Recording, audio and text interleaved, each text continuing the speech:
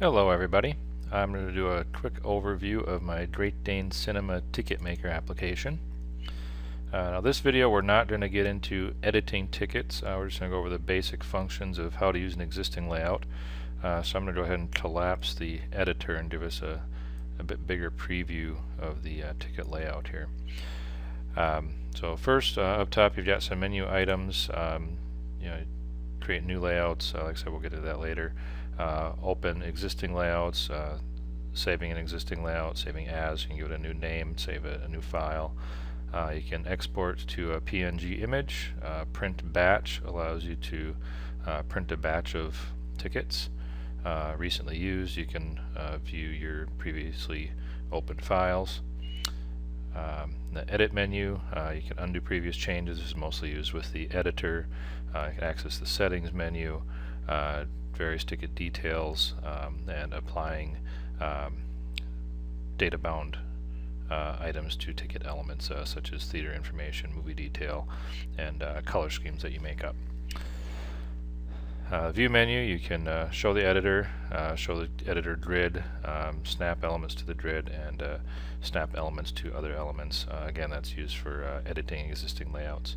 In the About menu, you see registration information and a little bit of information about the program itself. So back to the File menu. Say you want to print a batch of tickets. You'll get some options here.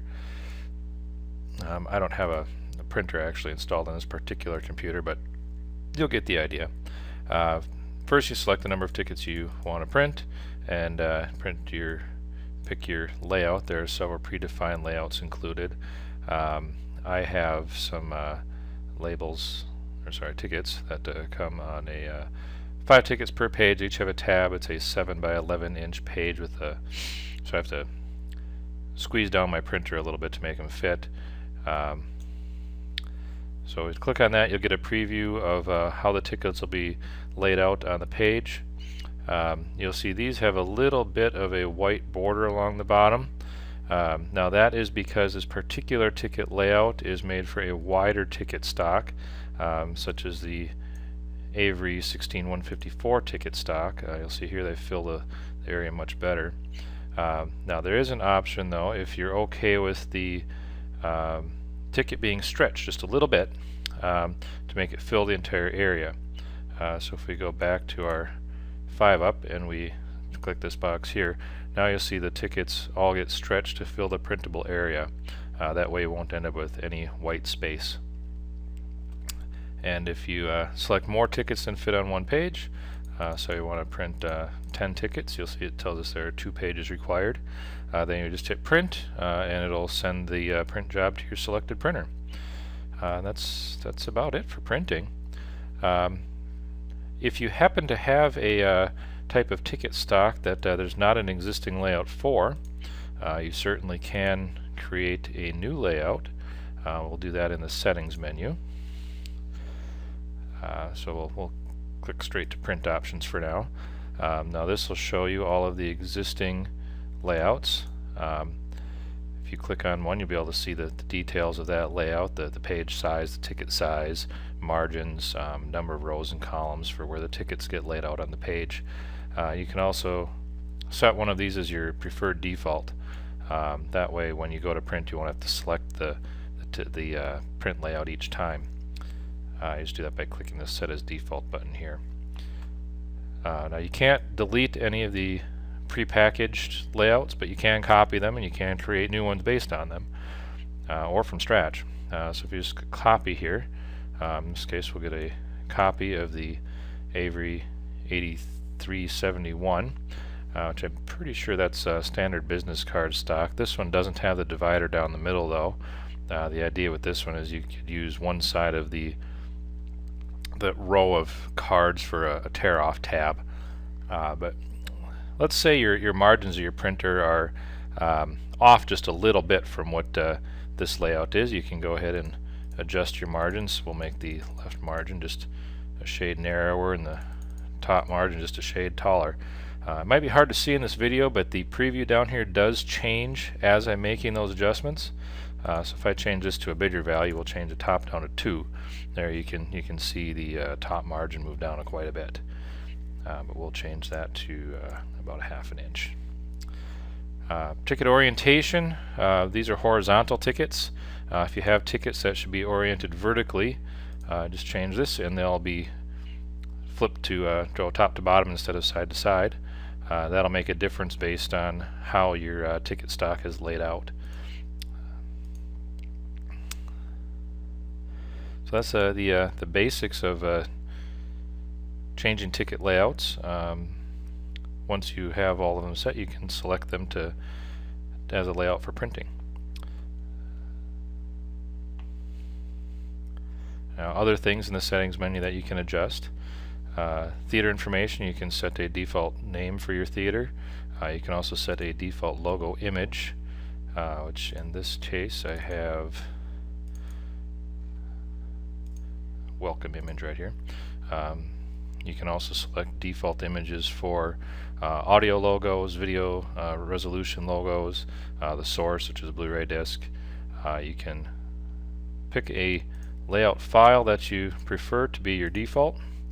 I have some sample ones set up here, so we just pick one of these here. Now that one will open up as our default layout anytime we open the application. You can set your default admission price, your admission text, which is admit 1, admit 1 plus guest, so forth. Seating text and the ticket number.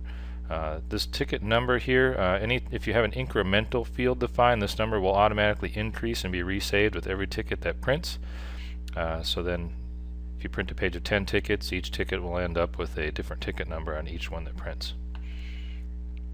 Okay, on to color schemes. I have 2 color schemes defined in this example. The default is this nice blue and white example. I have a green and gold, in case you're a Packer fan. I can also make a new one. Let's make a nice red and black one. Just put in your name. Now each color scheme has 2 gradient colors and a text color and a border color. So we'll pick, let's see, some reds. And that's an orangish red. Let's do Firebrick. There we go. Text, we'll have to do a lighter color, make it easier to read, I think. So we'll do white borders and white text. Same with, let's do black and dark gray. And we'll make that text white also. There we go. Now, I won't save this quite yet. I'll show you the advanced options. In here you can check a box that will automatically associate the TickX files with TicketMaker. That way if you double click on one of the files, it will automatically open up in the TicketMaker application. You can select whether or not you like the layout editor to show on startup or not. If you don't change your layouts a lot, you might not want it to show. It takes up a bit of screen space and it might just be in your way. If you'd like to show the alignment grid that's used for the editor all the time, you can also select that to show up right away. The snap distance for aligning ticket elements in the editor, the grid size, grid color, identifier colors, these are all for use in the editor. I'll show that off in a separate video. So if we save this, we'll end up saving our new copy of the Avery 8371 with some slightly adjusted margins and our new color scheme. So we hit save there. Now if we want to make a ticket from an existing layout, this one's all predefined. Some of these fields, such as the poster, the background, the MPA rating image, the runtime, this logo here, are all bound to fields that the program will download automatically and populate. Now my favorite movie of the past year was Deadpool, so let's make a ticket for that. So you just type in the name of the ticket, hit search. You're going to get some search results so you can select your specific movie if there are multiples found. When you select each one, you'll get the poster of that movie that shows up. Then next you'll select your show time. I think we'll do a showing tomorrow at 8 o'clock. Sounds good. And then just click Make Ticket. And it's going to take a little bit to download all the information, all the logos and images and so forth. Maybe 10, 15, 30 seconds depending on your internet speed. And then all of the information will be pre-populated on your nice new ticket. So there we go, we have the ticket for Deadpool. You can see it downloaded the artwork, the MPA rating image, it picked up the total runtime of the movie.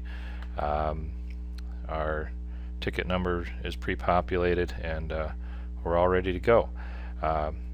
Now, since we made us a nice color scheme of black and red that might go with Deadpool a bit better than white and blue, we can apply that.